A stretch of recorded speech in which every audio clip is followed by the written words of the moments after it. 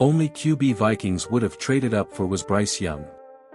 Leave your like, subscribe to the channel and turn on notifications so you don't miss anything about the Vikings. Heading into this year's NFL draft, there was a ton of buzz around the possibility of the Vikings making an aggressive trade-up for one of the top quarterbacks.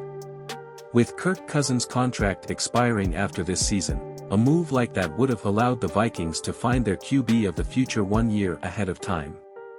There were rumors about the Vikings and Anthony Richardson, Will Levis, and even Hendon Hooker.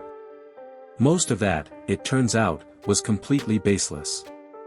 Richardson went 4th overall to the Colts, but the Vikings passed on both Levis and Hooker with the 23rd pick.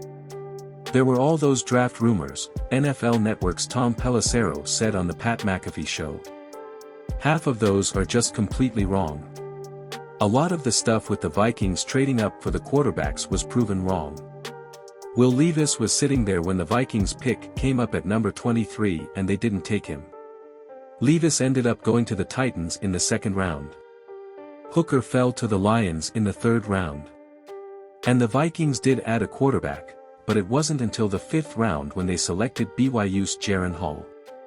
Pelissero did say that the Vikings were looking into moving all the way up near the top of the draft for a QB, but also that it would have only been for one player, the guy who was taken with the 1st overall pick.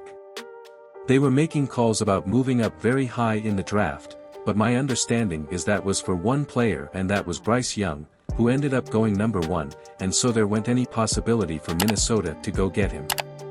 Young went to the Panthers, where he'll throw passes to former Vikings star Adam Thielen.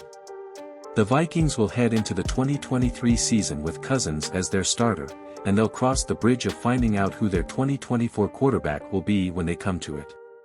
Leave your opinion in the comments, it's very important.